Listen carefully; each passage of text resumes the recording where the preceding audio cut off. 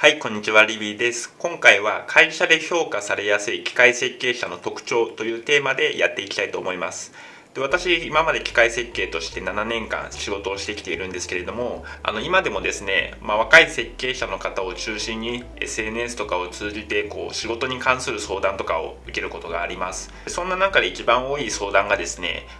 入社はしてみたんだけれども、この先やっていけるかどうかが不安だっていう、そういう相談ですね。でもうちょっと噛み砕くと、ちょっと前からですね、働き方改革とか、45歳以上を対象に、大規模なリストラが刊行されたりとか、今までのような日本のその新卒一括採用から終身雇用をするっていうそのメンバーシップ型の雇用から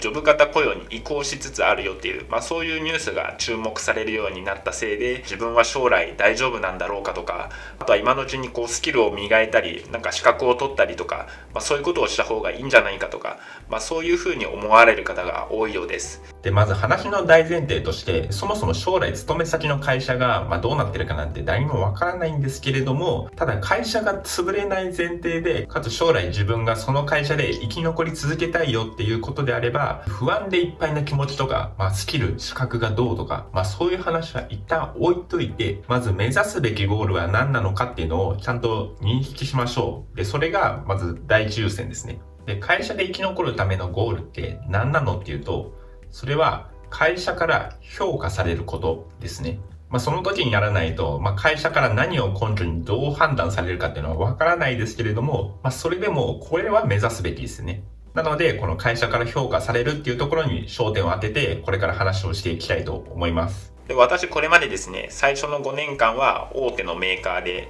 次の1年間はベンチャーのメーカーで、現在ではベンチャーの設計会社で働いているんですけれども、そういった複数社での仕事の経験からですね、どういうふうにしたら会社から評価されるのかっていうのを考えたので、それについてお話ししていきたいと思います。まず大事な話の前提なんですけれども、これからこういう特徴のある人が会社で評価されやすいですよっていう話はしていくんですけれども、だからといってそれに当てはまる人が正義で当てはまらない人が悪だっていうつもりは全くありません。で、今回の趣旨っていうのはあくまで今の会社のその評価のされ方とか、そういうのを考えた時にどういう人が評価されやすいのかっていうのが趣旨なので、それに当てはまらないからといって、俺はどうせ社会の不適合者だっていうふうに落ち込む必要はないです。で、そういった人はですね、そういった人が働きやすい環境を見つけるっていうのが大事ですよっていう、そういう話になるだけなので、あくまでそのいいとか悪いとか正義だとか悪だとかっていう、そういう話ではないよっていう点にご注意ください。では本題なんですけれども、以前動画でですね、職場で働く機械設計者のタイプっていう動画を出したと思うんですけれども、そこではですね、6つの機械設計者のタイプについて紹介させていただきました。その6つなんですけれども、1つ目が問題を作ったり問題に気づくのが得意なタイプ、これは課題発見力のあるタイプですね。で、2つ目が問題を解くのが得意なタイプ、これ理論が得意なタイプですね。で、3つ目が現場が得意なタイプ、4つ目がコミュ力のあるタイプ、5つ目がいい人感の出ているタイプ、これは要するにギブ力っていう風にここでは言うんですけれども、英語のギブですね。人に何かを与えることによって周りからの人望が厚いよっていう、そういうタイプの人ですね。で、最後6つ目が言われたことを愚直にやるタイプ。ただこの最後の6つ目については強みっていうにはちょっと弱いので、今回の話からは除外しようと思います。で、この最後の1つを除いた課題発見力、理論の力、現場力、コミュ力、ギブ力で、この5つの中でじゃあどれが一番重要で、伸ばすべきかっていう話なんですけれども、これは結論ですね、全部ですね。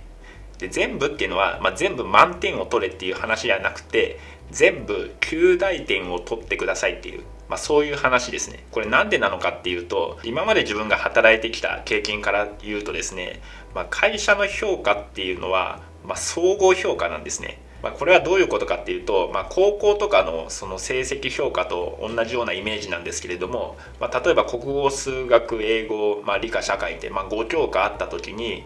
数学はもうめちゃくちゃ得意で、もう5段階評価でいつも5が取れますよ。なんだけれども国語がすごい苦手で赤点取っちゃいましたっていう風になったら、もうこれどんだけ数学ができても、国語が赤点取ってるせいで進級できないと思うんですよ。これと一緒で、設計の仕事をしていく上でのその会社の評価っていうのは、一つぐらいすごい得意なことがあったとしても、めちゃくちゃ不得意なことが一つでもあると、なんかそこにこう注目されて、なんかあまりいい評価をもらえないっていう、そういう感じですね。社会人経験ある人とかは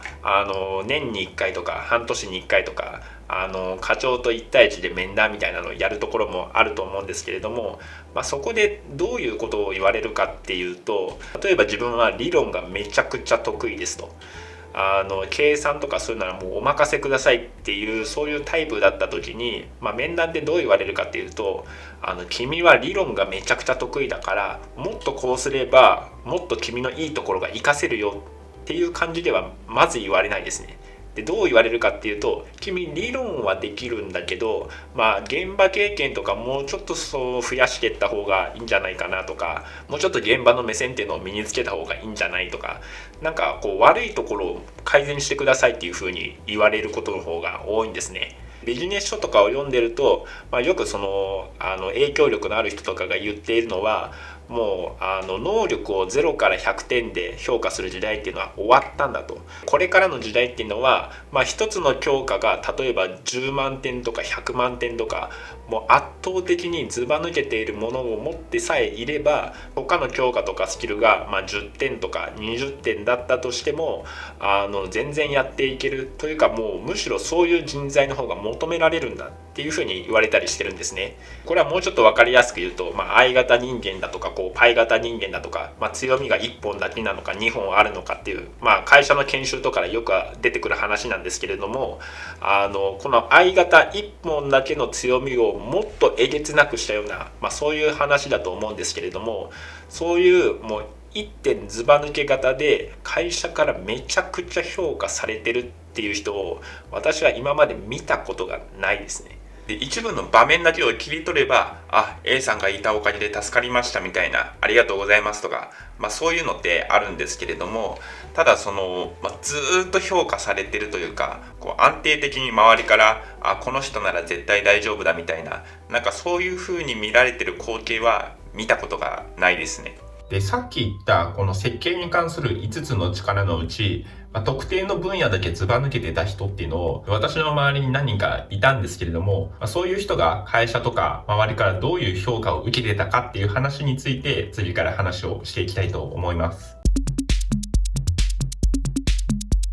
まず課題発見力だけずば抜けている人、これどういうふうに言われてたかというと、なんかプロジェクトの足を引っ張るやつみたいな、なんかそういうふうな言われ方をしていましたね。でこの課題発見力があるおかげですごいいいことっていうのはたくさんあるんですけれども、それよりもその重箱の隅をつつくようなことを、今言いますかみたいなとか、あとはよく炎上してるプロジェクトとかで、こういう人がふっと入ってくるとこれからどうするかっていう話をしたいのに、いやそもそもこうとかそもそもさみたいな、なんかそもそも論がもう止まらなくても話が全く進まないとか、そういうことによってですね、そのプロジェクトの仕事のこのテンポっていうのがすごい崩れるんですね。で特にですね、開発とかをやっていると、これもうモックアップ作ってもうやってみた方が早いよねっていう、そういうようなことってあると思うんですけれども、そういうところにですね、その課題発見力だけずば抜けてる人が来るとですね、これ本当に大丈夫なのとか、これうまくいくのとかで、そういうような議論になっちゃって、もう全然前に進まないみたいな、そういうことが起こったりしますね。続いてですね、理論だけが得意なタイプってどういうふうに言われるかっていうと、その現場が分かってないやつとか、ものづくりの基本が分かってないやつっていうふうに言われることが多いですね。で、ものづくりの基本って何やねんっていうと、これは三元主義のことで、現場、現物、現実の、3つの元を取って三元主義っていうふうに言われるんですけれども、これが全然できてないっていうふうに、理論派の人は言われることが多いですね。そもそも設計っていうのはその理論をベースにして、どういう機構にしようかとか、どういう原理で動く機械にしようかとか、そういうのを積み上げて、その図面とかモデルとかをこう作っていくっていう、そういう仕事にはなるんですけれども、そのガチガチに理論を固めて設計したものが仮にうまくいきませんでしたっていう風になったら、どれだけ理論が綺麗でもやっぱダメなんですね。特に理論がめちゃくちゃ得意な人っていうのは、詳細設計とかそういう細かいところまでなかなか目が届かない人も多い印象を受けますね。私も結構これやりがちなんですけれども、これだと全然こう手が入らない、作業スペースが全然足りないよねとか、あとはボルトの位置とか、ここよりもここにあった方がこういう面でいいよねとか、そういったその現場を経験しないとなかなかこう気づかないようなところっていうのが指摘されることが多いですね。続いてですね、現場力だけずば抜けてるとどうなるかっていうと、これはですね、勘と経験だけで設計するやつっていう風に評価される印象を受けます。現場が得意なタイプはですね、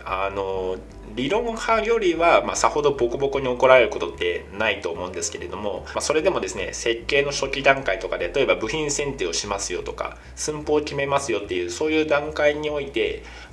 理由付けが甘かったりとか、うまく言語化できてないことが多いんですね。それによってどうなるかっていうと、請負の設計とかでよくあるんですけれども、設計が終わってその図面とか設計書類一式をお客さんに提出して、これで承認をもらいたいっていう風になった時に、お客さんが納得しなくてなかなか承認が下りないんですね。それとですね、なかなかこういうタイプって何かこう自分の考えたこととかそういうアウトプットをその資料として残すっていうのがすごい苦手な人が多いので、後輩がなかなか育たないとか、社内に水平展開できないとか、あとは仕事が俗人化しちゃって、もうその人が引退した瞬間にもう誰もその仕事ができなくなっちゃうとか、こういう会社多いと思うんですけれども、そういうことに陥りがちになっちゃいますね。続いてコミュ力だけあるとどうなるかっていうと、周りからですね、あんなやつはエンジニアとは呼ばないっていう風に言われることが多いですね。コミュ力のある人って言い換えるとですね、口で仕事をするのが得意なタイプっていう風になるので、誰かにこう仕事を指示したりとか何かを交渉するのが得意なんですけれども、自分で手足を動かすのがあんまり得意じゃないんですね。私が大手に勤めていた時の先輩がこのタイプだったんですけれども、すごいコミュ力があって顔も広いんですけれども、もう上司からあんなやつはエンジニアじゃないみたいな風に言われちゃったりとか、一人じゃ何もできない、周りに誰かがいないと何もできないやつっていう、そういうレッテルを貼られてましたね。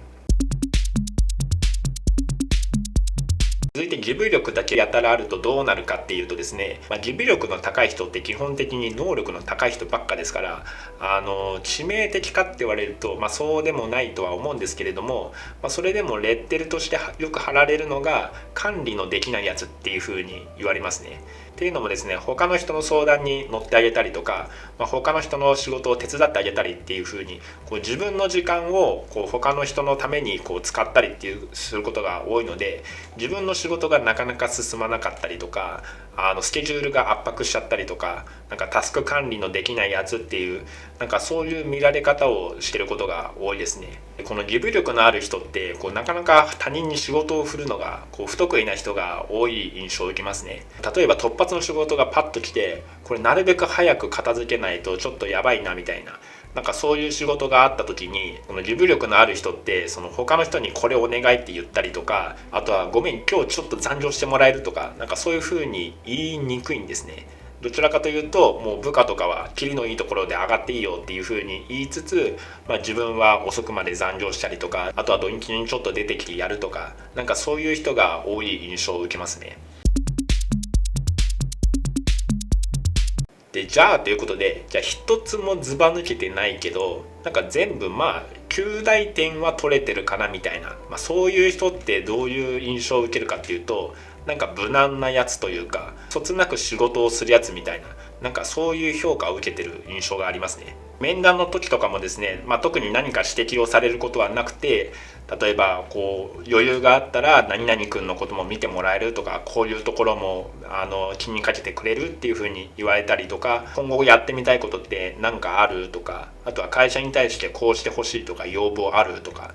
そういう話題が中心っていう、そういう印象を受けますね。なので結局ですね、1個だけずば抜けてて、100点が取れてても、他が10点とか20点で、合計150点ぐらいしか取れてませんよっていう人よりも、全部50点取れてて合計250点取れてますっていう人の方が会社からの評価は高いっていう、そういう結論ですね。なんでこんな評価の仕方が蔓延しているのかっていうことについてもうちょっと深掘りをしていこうかと思うんですけど、これはですね、機械設計っていう仕事の業務範囲がめちゃくちゃ曖昧なのが一番大きいかなっていうふうに思います。例えば設計って設計だけやってるのが仕事ですかっていうと、全然そんなことはなくて、これは会社によりけりなんですけれども、例えば生産とか製造の方も見ないといけないよとか、あとは請負とかでその現地の据え付け工事とかに同行して、その自分がその業者さんに対して指示を出したりしないといけないよとか、あわよくば自分が施工しないといけないよとか、そういうこともあったりするんですね。あとは機械設計って素人からするとその専門性が高い、そのプロフェッショナルな仕事だっていう印象を持つ人が多いと思うんですけれども、そういう側面はあるんですけれども、その一方でですね、そのプロジェクトの取りまとめっていうポジションに、機械設計者がなることも多いせいでですね、どちらかというと、スペシャリストっていう感じの人よりもそのゼネラリストの方が重宝されやすいっていう、そういう傾向がありますね。これは日本独特の文化なんじゃないかなって個人的には思うんですけれども、外資系とか海外の会社に行くとですね、契約書とかに仕事の内容が書かれていて、あなたの仕事はこれですと、これ以外のことはやらないでくださいみたいな、そういうふうに聞いたことがあります。こういう話をするとですね、海外とか外資系のそういう働き方っていうのは進んでいて、で日本の働き方っていうのは遅れてるんだみたいな、そういう印象を持たれる方多いと思うんですけど、個人的には、これはいいか悪いかの問題とはちょっと違うんじゃないかなっていうふうに思いますね。確かにその外資系のように業務内容が明確になっていれば、自分はこれをすれば評価されるんだっていうのがすごい分かりやすいので、働きやすいっていうメリットはあるかなっていうふうに思うんですけれども、じゃあ機械設計ってその特定のことだけやっていればいいですかっていうと、それはちょっと違うんじゃないかなっていうふうに思うからですね。機械設計っていうのはその設計だからといって、例えば加工のこと知らなくていいのかっていうとそういうことでもないですし、あとは装置を作る上でのスケジュール感がつかめてなくて大丈夫ですかっていうと、そんなことないですし、あとは品質保証について知らなくて大丈夫ですかっていうと、全然そんなことないと思うんですね。こういう設計の話もそうですし、設計以外のこともそうなんですけれども、じゃあこういう話って本を読めば身につきますかとか、あとは独学で何かやれば身につきますかっていうと、そういう話ではないかなっていうふうに思いますね。なので個人的には、機械設計者って設計者、設計職っていう、職種ですけれども、ある程度のその業務範囲の広さっていうのは、必要なんじゃないかなっていうふうに思いますね。それに伴ってですね、その一点ずば抜け型ではなくて、どちらかというと総合力が重視されやすいっていうのは、仕方がないことなんじゃないかなっていうふうに思います。で、私メーカーと設計会社どちらも業務経験あるんですけれども、どちらかというとその業務範囲が広い傾向にあるメーカーの方がこういう総合力っていうのが必要とされやすいですね。ただその反面何が評価されるのかっていうところがすごい難しいですし、それは簡単に言っちゃえば全部っていう話にもなっちゃうので、そこがねなかなか難しいかなっていうふうに思いますね。でここまで聞いたその会社の評価が総合評価だっていう話なんですけれども、私が大手にいた時の話を中心に解説はしてきたんですけれども、じゃあベンチャーだとどうなるかっていうと、ベンチャーでも同じですね。ベンチャーって聞くとですね、人によってはその能力が尖った人たちの集まりみたいな、そういう印象を持たれる方多いと思うんですけれども、それはあながち間違ってはないんですけれども、じゃあ自分が得意なところだけをやればいいかっていうと、むしろ逆で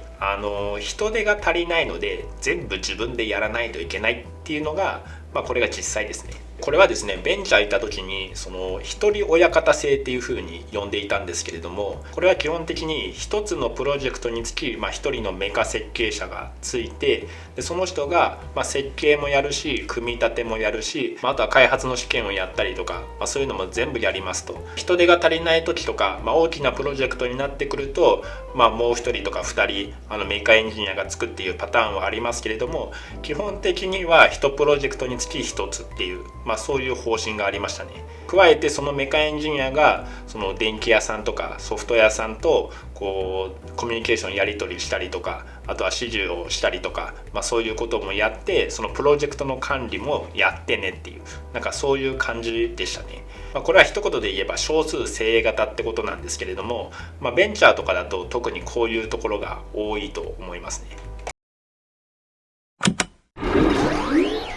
でまとめなんですけれども、会社から評価されやすいその設計者の特徴っていうのは、最初に言った設計に関する5つの力のうち全部が9大点以上であるっていう、これが大事ですよっていう話ですね。でただですね、私はその1点ずば抜け型をその否定してるわけではないんですね。で普段私ビジネス書を読んだりもするんですけれども、やっぱりその1点ずば抜け型がこれからは必要だっていうのも、間違ってるとまでは言えないんじゃないかなっていうふうに思います。でそれに加えて、よく管理職が好きなイノベーションっていう言葉で、このイノベーションを発揮するためにもやっぱりその1点だけずば抜けてるみたいな、そういうタイプの人間も必要なんじゃないかなっていう感覚はありますね。なんでかっていうと、もしその1点ずば抜け型が不要だっていう話であれば、ここまでにこれからの日本企業はやばいっていう話にはならないからですね。ただですね、その機械設計で、しかも特にメーカーで働くっていう風になると、1点ずば抜け型の人が評価されてるところっていうのを私は今まで一度も見たことがないんですね。そこの問題はですね、人個人の問題かっていうと、そこはちょっと範囲を超えてるような気がして、それよりも会社とか業界単位で考えていかないといけない課題の一つなんじゃないかなっていうふうに個人的には思います。はい、ここまでのご視聴ありがとうございました。最後にお知らせです。このものづくりのすすめチャンネルでは、機械設計のことについて今後も情報発信をしていきます。で動画がいいなと思ったらいいねやチャンネル登録ボタン、また SNS で拡散等してもらえたら嬉しいです。それからですね、ものづくりのすすめというブログとか、あとは Twitter でも情報発信をしているので、よかったらチェックをしてみてください。それから機械設計に関する質問とか相談も承っております。設計の仕事をしていて、何か行き詰まっているものがあって何か相談したいとか、あとは仕事について会社の人には相談しにくいことをちょっと相談したいよっていう方はですね、概要欄のリンクから飛べるココナラというサービスから承っておりますので、ぜひチェックしてみてください。また個人でも機械設計の仕事を承っております。図面の電子化とかそういう簡単な業務でもいいですし、何かその自動化の装置の構想設計とか詳細設計とか、そういったところも承っておりますので、興味のある方はぜひご連絡いただければと思います。ここまでのご視聴ありがとうございました。また次回の動画でお会いしましょう。